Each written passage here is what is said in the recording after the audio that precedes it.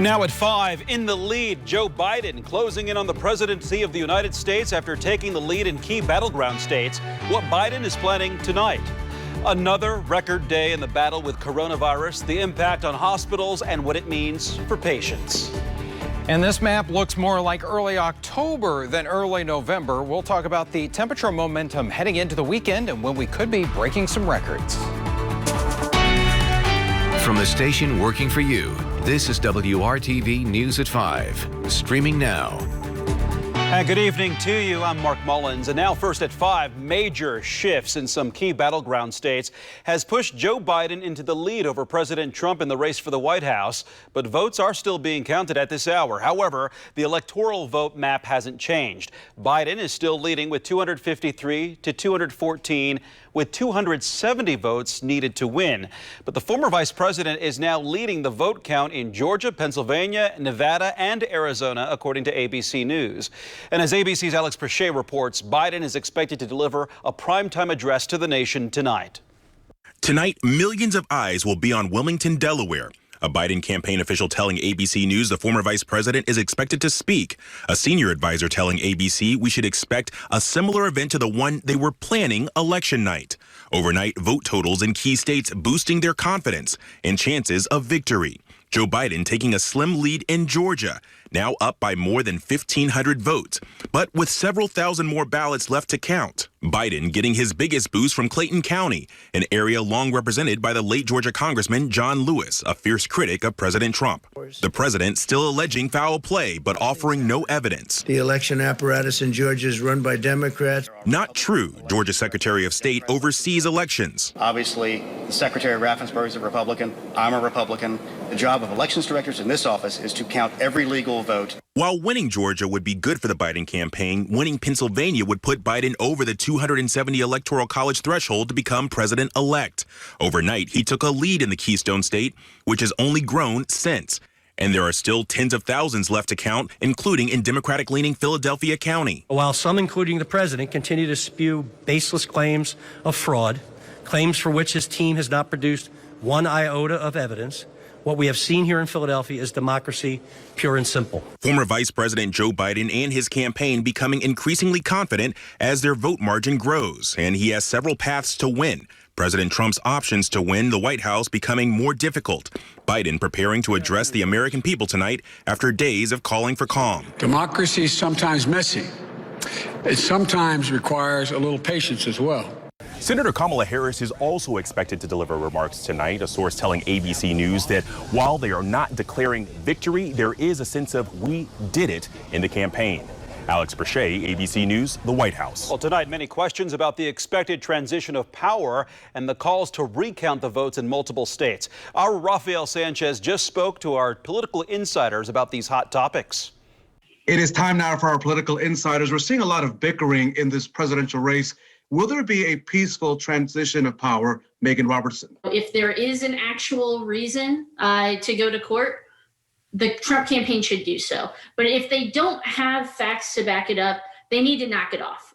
Plain and simple. It's time to let the country move forward if you don't have something specific. I think that we are going to have a transition. I think that it will be orderly. I don't know that already some of the things that he has said has not caused some of his most ardent supporters to react in a inappropriate way. In this age of conspiracies, in this age where the nation appears to be split into the different tribes, how key will it be to have recounts in all of these battleground states just to quiet or to calm down those voices? If they want to recount and that's going to make them feel better, then we should have the recount. The comments that he made last night were incredibly irresponsible. I've heard from a lot of Republicans saying that this is not positive for our country. It is not the way we should be going. I do think there will be a peaceful transition. It will be peaceful, but it will not be a smooth transition. It will not be what we're accustomed to seeing. Our political insiders, thank you so much. Our coverage of Democracy 2020 continues right now on WRTV.com. Coronavirus played a big role in the way people voted and how the election was carried out, and its impact continues to be felt as for the third day in a row, Indiana is reporting a record number of new positive cases. The new record-setting number, 4,714, the second straight day that we've topped 4,000, and those results were recorded between Tuesday and yesterday. The statewide total since March is nearly 201,000. As those numbers climb, so do the positivity rates. The overall rate of positivity of unique cases, meaning people who have been tested once, is up to 11.3%. The 7-day rate between October 24th and the 30th has climbed to 17.3%. The state is also reporting an additional 37 deaths of people with COVID. Those deaths occurred between October 30th and yesterday. The statewide total now tops 4,300 since March. The number of COVID-19 patients in hospitals has also reached a new record. More than 2,000 Hoosiers are now being treated for the virus at hospitals across the state. We spoke with the chief medical officer of IU Health Methodist and University Hospitals about the impact the surge is having on medical centers, their staff, and patients. What that means is that all our hospitals are stretched really to almost the limits. So we're having to really prioritize being there for the care of any patient that walks in the door, and that becomes increasingly challenging. We wish I had a more positive message, but this is going to be a rough next few weeks. I think into December, from what we're seeing within our health system and around our states, this is going to be a rough few weeks. So we got to be prepared for that. You've heard this many times before, but it bears repeating. The doctor says that you can help ease the strain on hospitals and help save lives simply by wearing a mask, social distancing, and avoiding social gatherings. Carmel City Hall closed at noon today and will remain closed for 2 weeks due to the rising number of positive cases among city employees and throughout Hamilton County. The City Hall and the city's household hazardous waste site will be closed through at least Friday, November 20th to help prevent additional spread of the virus. The decision comes after 4 city employees working in City Hall tested positive. All city services will be available to the public remotely. And due to the increasing number of coronavirus cases and hospitalizations, the Zionsville Town Hall will be closed to the public starting Monday. You can still access many town services online, by phone, or by email. If you need to see someone in person, you will need to make an appointment and complete a health screening. To schedule an appointment, contact a staff member or a particular department. The town staff will also be available to answer your questions by phone Monday through Friday from 8 a.m. to 4 p.m. Kyle. We may have had a cold start to the week, but wow, what a finish out there today. Not only a lot of sunshine, but temperatures well above average. Average high is in the 50s, 71 this afternoon in Indianapolis. Lafayette taking the top spot there at 74 degrees, a lot closer to the record than that average high. Today's record, though, will be safe once again. 77 set back in 1975, but we have the potential of breaking some records here as we go into the upcoming weekend. With those sunny skies, temperatures in the upper 60s, still lower 70s for you in Shelbyville at 71, in Muncie, and 68 degrees in the Indianapolis area. High pressure, that's going to remain in control. It's centered down here across portions of Kentucky and Tennessee, and it's bringing in some of that south wind. But notice, even as we look back to the west, things are very nice and quiet. So if you are going to be heading out for some of those high school football games this evening, you are going to want to take that jacket, because with the sunset, temperatures will be dipping pretty quickly here. We're at 57 degrees at 8 o'clock, 54 at 10. Wind should remain fairly light for us. Coming up in just a few minutes, we'll talk about the weekend and why you'll want to make some plans to get outside. Mark. See you in just a few, Kyle. Thank you. Sunday looks like it will be a perfect day for the Colts game. The Baltimore Ravens are coming to town. It's a chance for fans here to see one of the league's dynamic young stars. Brad Brown shows us how the Colts are getting ready to see where they stand at the season's midway point.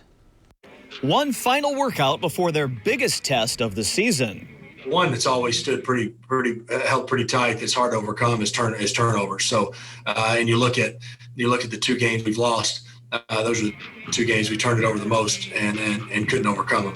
The Colts defense will have many eyes on it this weekend. They have performed as perhaps the league's best D for the first half of the season. But now they face Ravens QB Lamar Jackson, a player who can seemingly do anything on any play. I think, just more so just playing smart. It is not, you can't play to make a play, you know what I'm saying? You just got to play to do your job. And, as long as everyone do that, I mean, that's the name of the game. Because once you go out and try to make a play and you want to do something that's not really your job. That's when things go south. Phillip Rivers connected with 11 different receivers in last Sunday's win. T.Y. Hilton has gone from being a #1 option to one of many.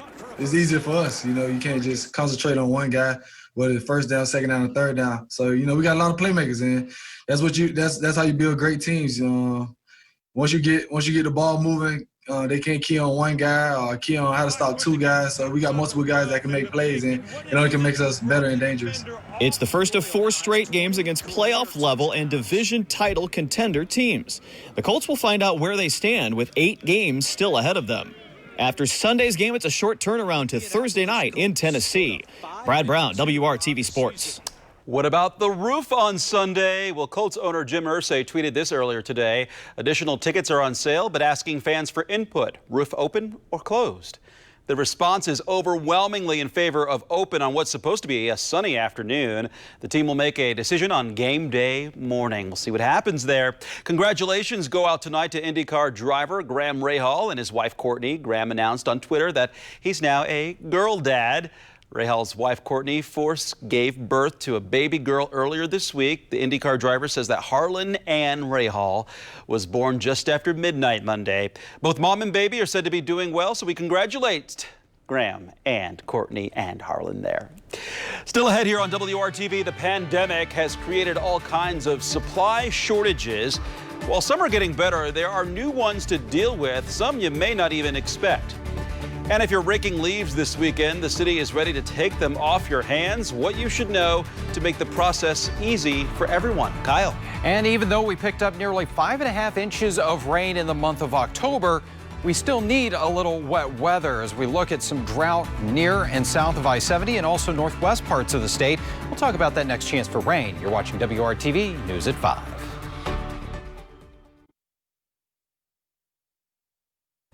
It is now 8 months since pandemic panic buying cleared store shelves of cleaning products. Many of them are back, but now other items are impossible to find. Consumer reporter John Matarese looks into the latest product shortages so you don't waste your money. It was way back in March when cleaning supplies started disappearing during the initial pandemic panic. But now, months later, many items are still in short supply. Remember the run on toilet paper? Now stores seem to have too much, but shoppers remain frustrated by other shortages. Sometimes bleach, paper towels. Well, that's it. The Clorox wipes we couldn't find. So our list of the top products still in short supply begins with 1, Lysol and Clorox wipes and other bathroom cleaners. With hospitals and schools snapping them up, grocery shoppers will be the last to get them for a while. 2, paper towels. The Wall Street Journal says manufacturers have not increased production as they have for toilet paper. 3, bicycles. Shopper Beth Tessler was stunned to find bikes sold out from Target to independent shops. The cheapest bike we found right now is like $2,000. Store manager Terry Powell says unless you want a kiddie bike, you may have to wait. Demand has been through the roof this year, and a lot of people pulling old bikes out of barns, garages, and trying to get those fixed up. 4, appliances. When it comes to appliances, things are not as tough as finding a bicycle, but still, if you're looking for a specific French door fridge with 2 drawers inside and water in the door, you just might have to settle for something else. It started with freezers, and it's gradually gotten in any appliance category, so a microwave, range, anything. Jeffrey Boggs blames plant shutdowns and shipping delays, but expects supplies to rebound by winter. 5, swimming pools. Stay-at-home orders had homeowners grabbing every pool in sight. They hope to restock this winter. 6, laptops for online learning. Stores predict shortages should ease, though, by Black Friday. And 7, coins. People have been hoarding and not spending them, a real problem for laundromats. Our customers use quarters to run these machines. And with more people growing their own vegetables and baking, that's led to shortages of 8, yeast and baking flour, and 9, an uncanny shortage of canning jars and lids. Finally, aluminum cans for beer and Coke because we're drinking at home instead of in bars. Brewmaster Scott LaFollette says can prices are going up. And if we can't get the cans, then we can't put anything out. That's why you might be seeing more bottles and fewer cans in the beer aisle this fall, so always don't waste your money. I'm John Matarese, WRTV. And shoppers can once again expect to find limits on certain items at grocery stores as coronavirus cases climb. Kroger placed a limit of 2 on toilet paper, paper towels, disinfecting wipes, and hand soap. Those limits started this week. Costco is limiting the amount of toilet paper customers can buy, and in some instances, cases of water. Target also has a limit on toilet paper and paper towels. Well, they've been falling for weeks. Now the city of Indianapolis is ready to start picking up all the leaves that you've been raking, blowing, bagging, and setting out near the curb. Starting Monday, DPW crews will pick up 40 bags of leaves from your house on your weekly trash day through Friday, December 4th. They would like you to put the leaves in plastic bags because paper bags deteriorate and break apart in wet weather. Keep the bags at least 3 feet away from your regular trash. This is the best way to get rid of your leaves. It's illegal, by the way, to burn them in Marion County. If you haven't raked yet, this will be the perfect weekend to do it because the weather is going to be great. I hate to be the one to write out your to-do list, but there you go. Put it on there. Put that on there because you're not going to be fighting the wind either here and the mild temperatures as we go into the weekend. But take a break. Enjoy the weekend weather. Yeah. Maybe go out and take a stroll. We caught some people that were doing that along the canal earlier this afternoon here and not having to layer up and not having to rush in and out of some chilly temperatures. Nice, especially with that sunshine out there, and we still have sunny skies here across central Indiana. That temperature now in the upper 60s after topping out at 71 this afternoon. Humidity in check at 42%, and there's that light south breeze between about 5 and 10 miles per hour, and it will remain light for us here as we go into tonight. Still some 70s out there across the area. 72 in Lafayette. It is 69 though in Martinsville, 70 in Bloomington and Bedford. Tonight with clear skies, it will cool off rather quickly here with our sun setting. Comfortably cool though, the overnight low around 44.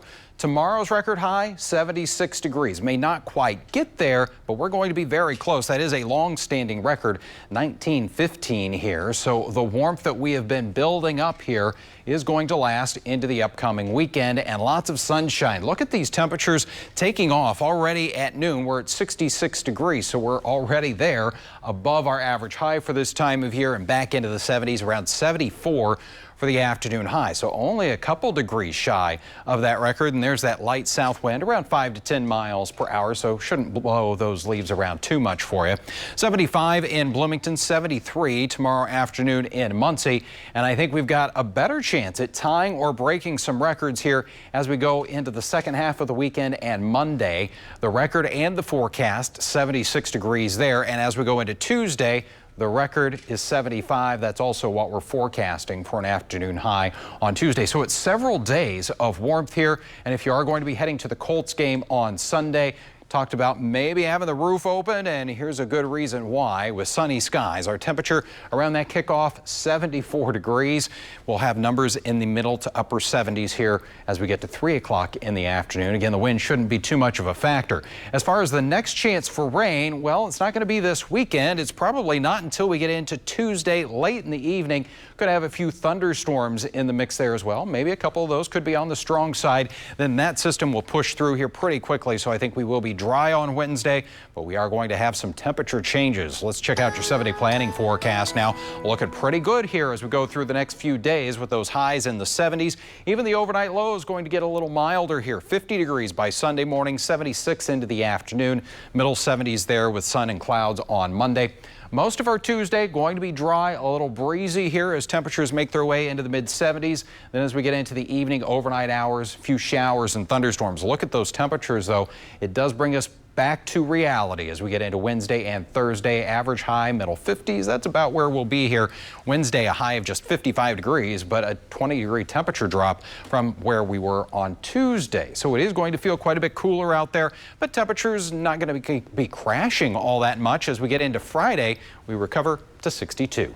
Let us live in the present. Thank you, Kyle. Still ahead on the news at 5:30, we've all heard the phrase, when pigs fly. Well, one man is taking that very seriously to help make his neighborhood safer.